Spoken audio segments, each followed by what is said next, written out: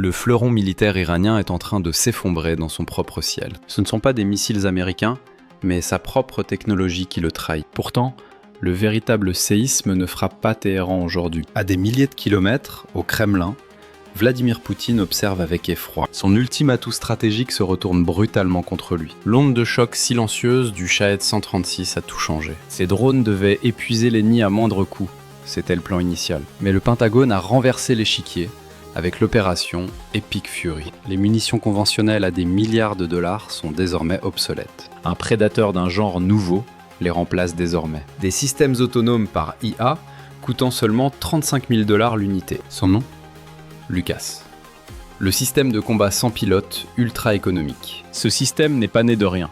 Les drones kamikazes iraniens ont été disséqués et analysés pièce par pièce. Failles identifiées, puis tout a été reconstruit sur une architecture numérique inédite. Washington n'a pas fait que copier cette technologie rivale. Ils l'ont reprogrammée pour frapper son propre créateur. Les images du 12 mars prouvent que ce n'est plus une théorie. Ce système choisit ses cibles et ignore totalement le brouillage électronique. C'était le premier déploiement massif des drones Lucas modifiés sur le terrain. Mais la déferlante ne s'est pas arrêtée au Moyen-Orient. Moscou a longtemps misé sur la stratégie de drones iraniens. Cette formule implacable s'est soudainement retourné contre ses propres maîtres. Entre les mains américaines, cette technologie rustique est devenue méconnaissable. Plus précis, plus rapide, plus intelligent et prêt pour la production de masse. C'est le tournant décisif qui brise l'équilibre entre Kiev et Moscou. L'équation change radicalement pour Zelensky. Une version américaine bien plus évoluée est désormais à sa portée.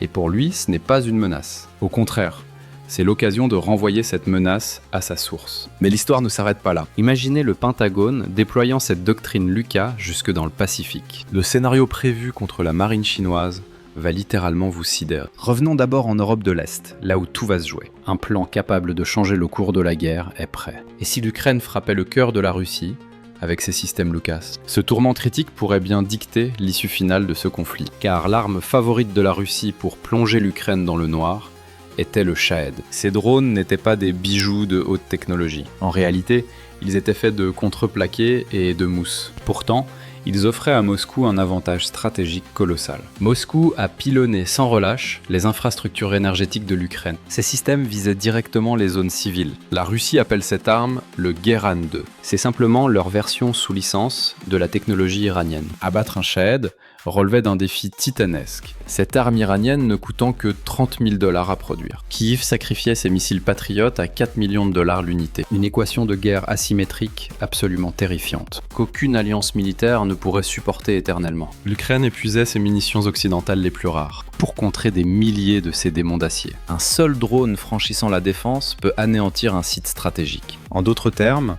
un risque insoutenable grandissait chaque jour pour Kiev. Réalisant l'efficacité de cette usure, la Russie passa au niveau supérieur. Ils ne se contentaient plus d'acheter des modèles iraniens. En érigeant des forteresses industrielles à la Bouga, ils produisirent des dizaines de milliers de systèmes sur leur sol. 54 000 variantes de Shahed et Geran inondèrent le front, l'arme la plus dévastatrice pour briser la résistance ukrainienne. Pourtant, Moscou ignorait qu'une contre-attaque silencieuse s'orchestrait.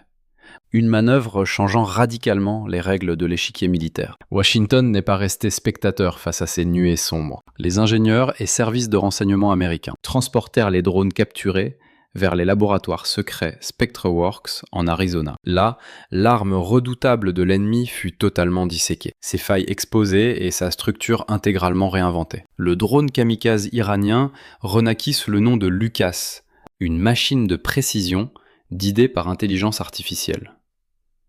À cet instant, alors que l'opération Epic Fury débutait, l'armée américaine fit une entrée magistrale avec ses systèmes modifiés. Les mots calmes de l'amiral Brad Cooper du commandement central. Lors de son briefing, résumait toute la situation. Il rappela que le design original appartenait à l'Iran. « Nous les avons surpassés et les retournons contre eux », déclara-t-il. Un message glacial destiné à Téhéran, mais surtout au Kremlin.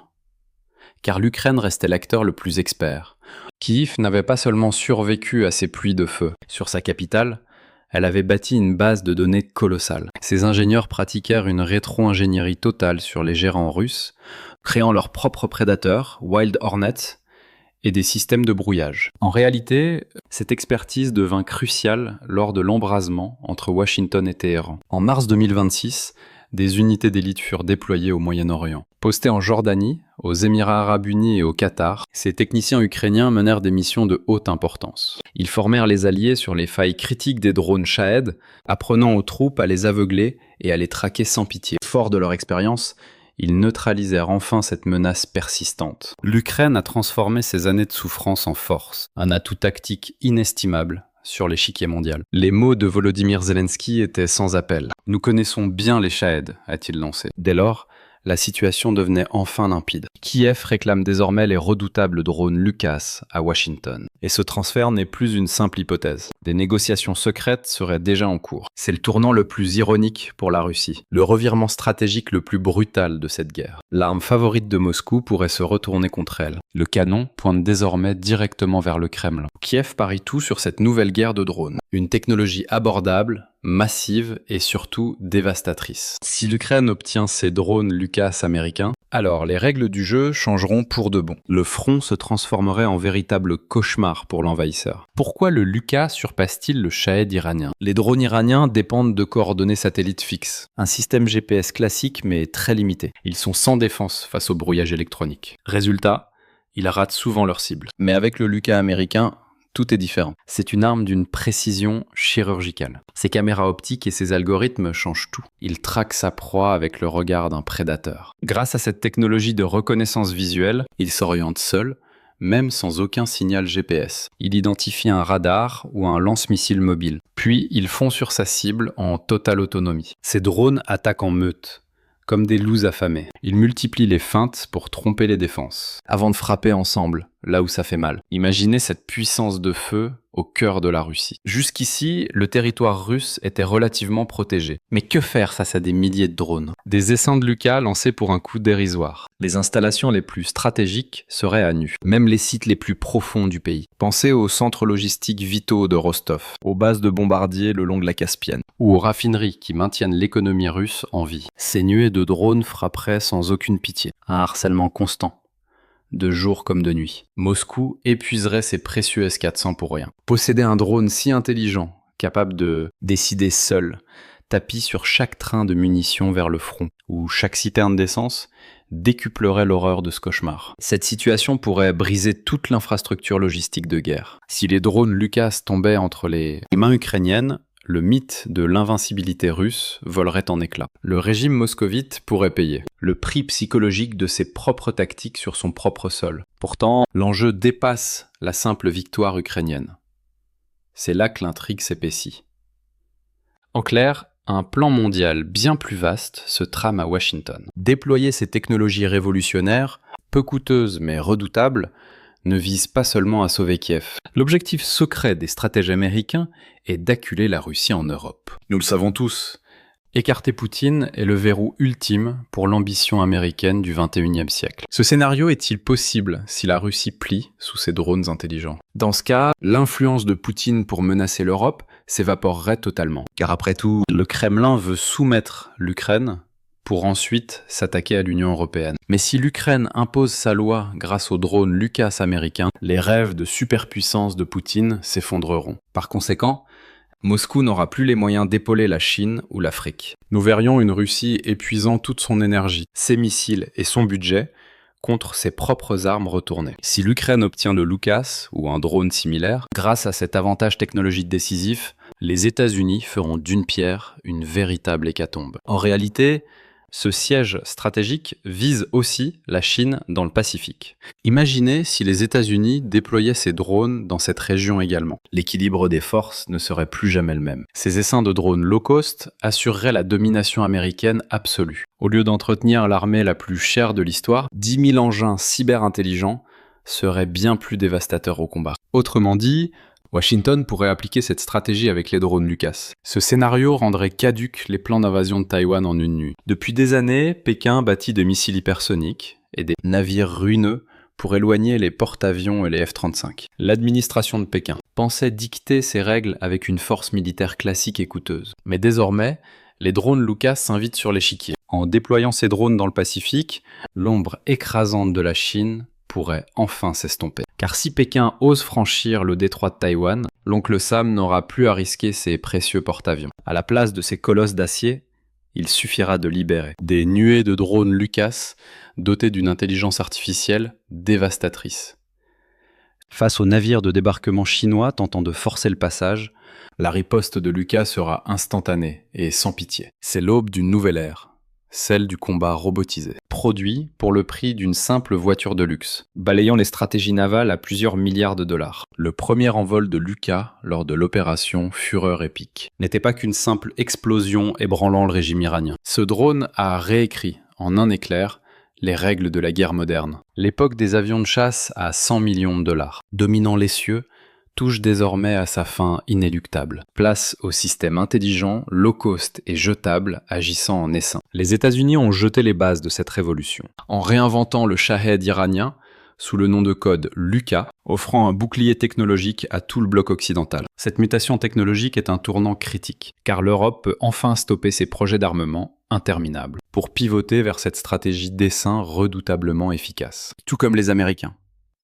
Pourtant, un obstacle majeur demeure. Cette opportunité brise le plus grand tabou des capitales occidentales. Car si changer une doctrine sur papier est un jeu d'enfant, dompter une industrie pesant des milliers de milliards est un calvaire. On parle ici de titans comme Lockheed Martin ou Boeing. Des géants tels que BAE Systems et Rheinmetall sont visés. Leur empire repose sur des décennies de recherche coûteuses et des engins massifs valant des centaines de millions l'unité. Si tout bascule vers les drones, leur perte colossale pourrait provoquer un séisme économique sans précédent. Si l'Occident veut saturer le ciel de centaines de milliers de drones Lucas face à l'ours russe et au dragon chinois, il ne peut ignorer ce risque financier majeur.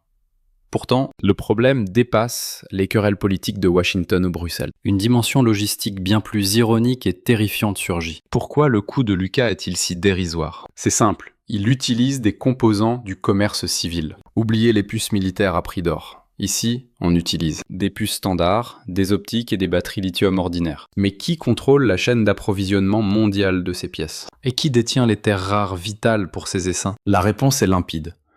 La Chine. Voilà le paradoxe ultime de la guerre moderne.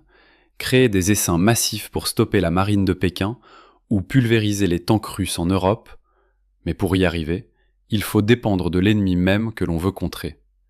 Car les composants vitaux et les moteurs viennent de l'empire du milieu. Les batteries, véritables cerveaux de ces essaims, se cachent dans nombre des chaînes logistiques asiatiques, toutes sous la domination totale de Pékin. Si une crise frappait soudainement la production des usines de puces à Taïwan, toute la stratégie drone s'effondrerait. Bref, le destin de ce processus se joue désormais dans le Pacifique. L'épopée débutée par les drones Locust américains au Moyen-Orient semble maintenant se lier au Pacifique. La position de Washington dans la région dictera le futur de l'Ukraine et du Moyen-Orient. Si les États-Unis surpassent la Chine pour en prendre enfin le contrôle, la stratégie offensive Locust pourrait devenir une réalité triomphante. Donald Trump possède l'atout maître dans ce jeu, les sanctions économiques. D'ici la fin mars, nous saurons comment cette carte décisive sera jouée lors de la visite prévue du leader américain en Chine. Si Trump franchit ce cap et s'allie avec Zelensky pour le projet Locust, les tensions dans la région pourraient enfin trouver une issue. Grâce à cette projection technologique initiée par Washington avec le soutien de Kiev, un climat de sécurité pourrait renaître en Europe de l'Est et au Moyen-Orient, loin de l'oppression constante de la Russie et de la Chine. Et vous, qu'en pensez-vous ? Ce processus né avec les drones Locust pourrait-il évoluer jusqu'à briser la domination aérienne de Moscou et de Pékin ? On attend vos analyses avec impatience en commentaire, présenté par TGN. Merci de nous avoir choisis.